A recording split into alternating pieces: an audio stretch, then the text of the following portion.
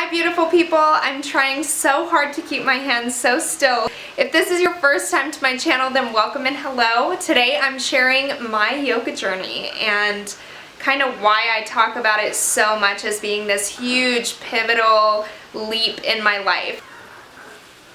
I guess what I'm going to be sharing today is like kind of my entire yoga journey. I feel like a lot of people can look back on their lives and just sometimes be like, oh my goodness, that year was my year. Either in a really great way or in the kind of way where you keep just getting the socks knocked off of you. 2015 was that year for me, for sure.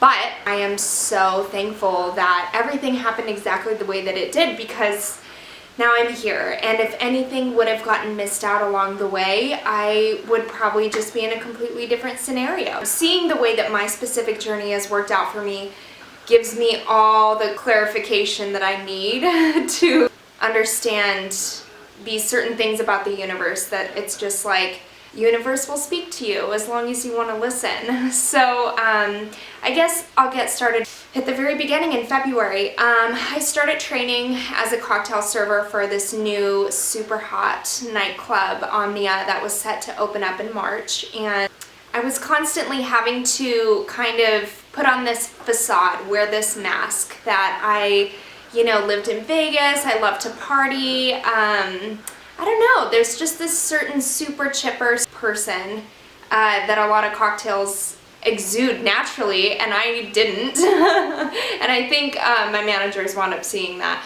But I was faking it till I made it. 2015 was kind of just my year of learning that that is exactly what I was doing. And even though I thought that that's all that life was, faking it till you made it, I didn't know that anything outside of that existed. But I came to, and I realized that I didn't have to live my life that way.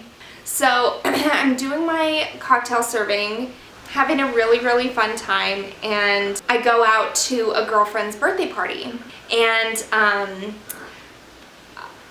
I wound up drinking too much, and we went to a club afterwards, and I had just had way too much to drink. I called my fiance and asked him to come pick me up, and he was like, no, please just take a taxi, promise me you're not going to drive. And I promised him I wasn't going to drive, and then I looked around for my car for another hour and a half, got blisters all over my feet, got in my car and drove away. And it was a strange night. Basically, I got home, didn't realize that I was getting tailed the entire time, and as I was pulling up to my driveway, sirens started going off behind me. So I had gotten pulled over, and not only by the cop, but the person who had been following me home. And she got out of the car and was like, sorry babe, I had to call the police. And it was fine because I was inebriated and I shouldn't have been drinking, and I got a DUI that night. And it was a really surreal next 24 hours for sure. I got taken to the station. I got my blood drawn. I had to do really demoralizing things. If any of you have been to jail and you kind of know the intaking process, then you know, and it's terrifying, and it was the most humiliating experience, I think, of my life. And over the next 24 hours that I was in jail, I just was sitting in my bed thinking, like, what is going on? This is not my life. I don't belong here. What am I doing with my life? I was drinking way too much, and kind of, I was like, what am I running away from? It's these big, huge moments where something really bad happens to you that really kind of shakes people and wakes them up. And that's exactly what was happening to me.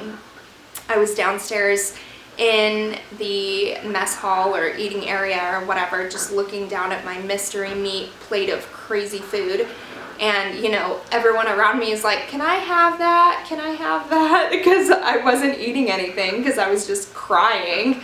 And yeah, it was hilarious. And it was that day that I was like, okay, something needs to happen. I need to figure out what's going on in my life. I don't feel fulfilled at Omnia, and I don't know what to do about it. So luckily, a few months later, so it was like a week after my birthday or something, and I'm with my mom shopping at the mall, and I get a call from my manager, and he's like, hey, I'm gonna have to take you off the schedule. And I was just like, what is this about? Is everything okay? And he was like, yeah, it's fine. And then I had this feeling in the pit of my stomach.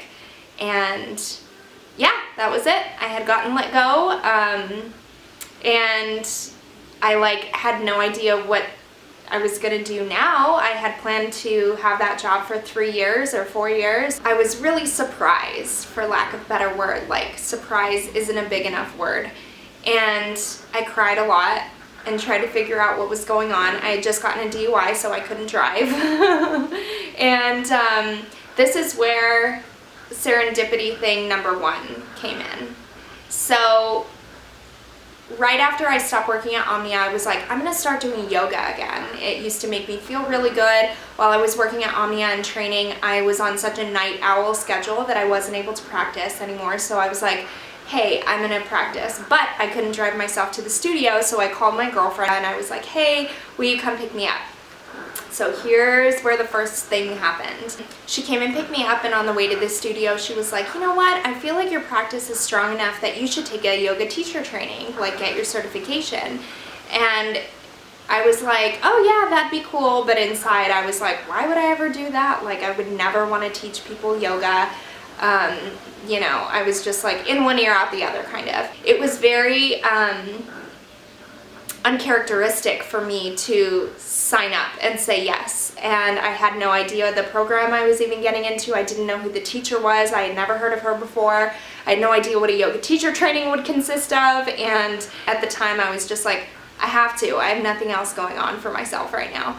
So a few weeks later, this girl, Tisha, calls me and she's like, I'm not going to be able to come anymore, but you're still going to go. You're going to go with my friend. And I was like, okay. And inside I was like, oh my God, no, like this is not happening. Because I had really severe anxiety. So right away, my mind was just like, what if you don't like her? What if this? What if that? You're going to be stuck here. Like all these terrible things.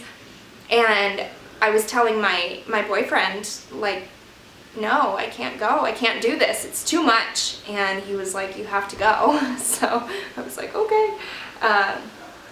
So I met the girl, Ashley, who some may know as the yoga couple on Instagram. And I met her the morning she came and picked me up to go to Venice, California to do the yoga teacher training. And inside I was just like, oh my God, cross my heart, hope to die. I really hope I don't dislike this chick. I was so specific about my likes and dislikes, and my level of tolerance was small. On the whole drive up there and stuff, she just had this, she exuded this like radical positivity and was just like always talking so greatly about so many things. And I would like be like, oh yeah, that's nice. And inside I was thinking like, like this chick lives in the clouds. Like I just didn't understand it because I couldn't, I had never seen anyone like that before who talked about manifesting goodness and living in abundance and all these things. I was just like, all right, this chick's like totally out of touch with reality. And I thought she was kind of silly. The second 2 weeks is really, really where a lot of this stuff started going down. So for anyone who's ever been to a yoga teacher training, it's really intense, especially training with Annie Carpenter, who is known as the teacher's teacher, and I didn't even know what I was getting myself into. So we would have a really rigorous 2-hour, every morning, 2-hour practice, and then, you know, an entire day of curriculum. And I was getting bombarded with anatomy and the ancient texts and all these things that I had just never even heard of or thought about before. And I was feeling really in over my head. It's intense. So needless to say, yeah, I went through the entire yoga teacher training without ever teaching a pose.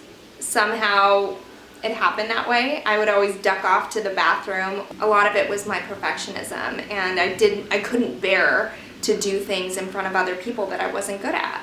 And especially these people, because a lot of them were really reputable teachers around San Francisco. Cut to the last day, August 2nd, 2015. I'll remember this day for the rest of my life.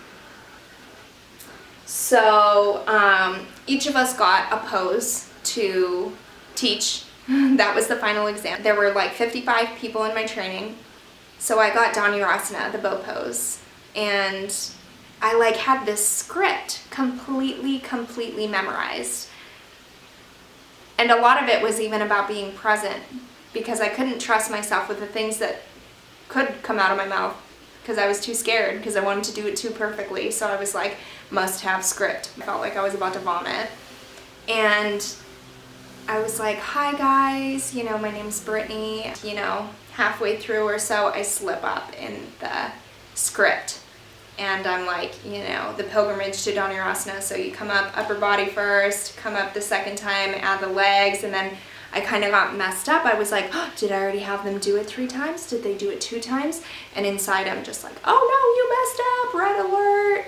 And so I'm just like, oh, never mind. Don't worry about it. You guys have worked hard enough. And I see everyone's eyes being like, oh no, she's doing it. She's messing up. And then I kind of just like, you know, put the kibosh on it right away and got done with it as soon as I could and went up to the front. And then we go and sit next to Annie because she gives us corrective criticism. And the first thing she says to me is, why did you go back on what you said? And I was just like, ah! Like total downpour of emotions. I started bawling. And she started questioning me more on why I was freaking out so bad, and she called me out. She called me out on my perfectionism, and she took me over to the side and had me lay down and asked me, like, what is your rib cage doing? What are your shoulder blades doing? Like, wanted to make sure that I knew what I was talking about. I was telling her everything that the body was doing in this pose, and she goes, see, you know this pose. You know this pose.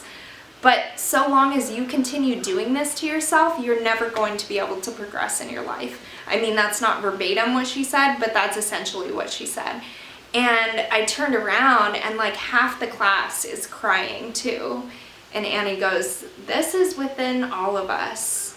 And it's not something that you necessarily ever get over. It's something that we have to keep checking in with and keep ourselves aware of. And she thanked me for sharing that piece of vulnerability. As I left back to Las Vegas with Ashley that night, I called my man and I was like, boom, like this is it. I'm gonna remember this day for the rest of my life. I had never had someone, I wasn't even aware of my anxiety until that point. I just knew that experience back there, I was like, I have to have a lot more of those. I was like, I don't know what just happened, but I feel like there's a lot of that inside of me that needs to come out. Ever since then, that's what I've been doing. Ever since then, because once you uncover one thing, you look at it and then it leads you somewhere else, and you go and uncover that thing and then it leads you somewhere else, and it's just a huge chain. And now I feel like I'm at a base foundation where I'm really able to start building up this big, beautiful life again, because I've taken 18 months to tear down everything, not everything, but a lot of stuff that I had built up over years, like my whole life. So I don't believe that people can't change, that people have the inability to change, but I do believe that it's a lot of hard work. But I do believe that it's absolutely worth it if you want to change something in your life. It's not just about doing the change, but it's about figuring out why you want to do the change, why you want to make the change. You can't just attack it on a surface level. You have to get underneath on the root level and plant new seeds and rip out everything in your garden first so that you know what you're starting with. Does that make sense? So I'm really happy to share this story. You know, it's important for us to sit and be able to talk to each other about hardship that we've experienced, and the fact that failure is okay. Everything doesn't have to be perfect all the time. So many people freak out whenever things don't go well, but it's like everything goes exactly the way that it needs to go, because what are we here to do? We're here to learn. We're here to learn lessons all the time. So yeah, I really just wanted to kind of get on and share that. So the second 2 weeks is when Ashley and I got really, really close. And I kind of went home on that week-long break and really just was like, okay, this chick lives crazy. Her husband's the exact same way. They just are so happy and positive all the time. And they're talking about manifesting all this stuff. And then it shows up. And I'm like, how do I feel about this? And it was really only because I saw so many of the things like in person that I really started to look at it less of like, this chick's kind of silly and crazy, and more of like, oh my gosh, how does she make this happen? Like, I want to learn everything about it that I can and do it. So, for instance, at the beginning of the yoga teacher training, she was like, I really want to manifest an iPhone 7. And I was like, you know, how does someone just say they want this electronic and then it just shows up in their life? Like, there's no way. And then at the end of the training, she got gifted with a brand new iPhone 7. And then at the beginning of the second 2 weeks, she had been talking to me a lot about really needing a professional camera to start taking like higher quality yoga photos for her Instagram and stuff. And she's like, I really, really need a camera. And I was like, okay, like no way. There's just no way. Lo and behold, she gets gifted with a really nice camera at the end of the training. And I was just like, what?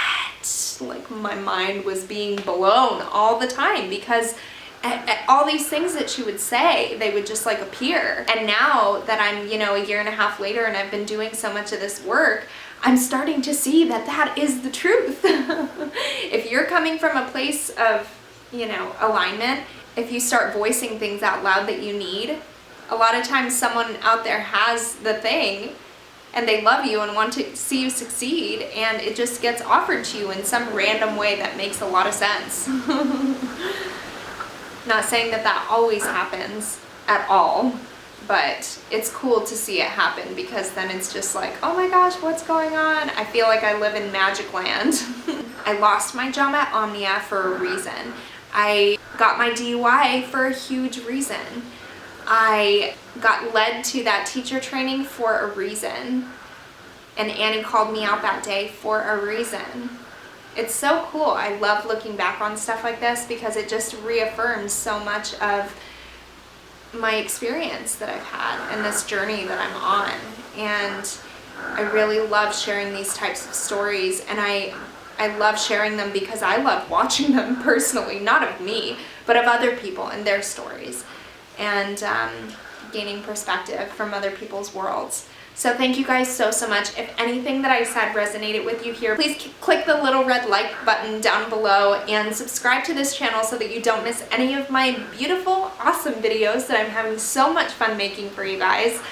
I'm going to go ahead and leave all my social media links down in the description box below. If you have any ideas about content or questions or comments or feedback, please leave it in my comment section. I really want to know about it. Thank you so much. I upload every Tuesday and Thursday. I hope you guys have a beautiful rest of your day. Namaste.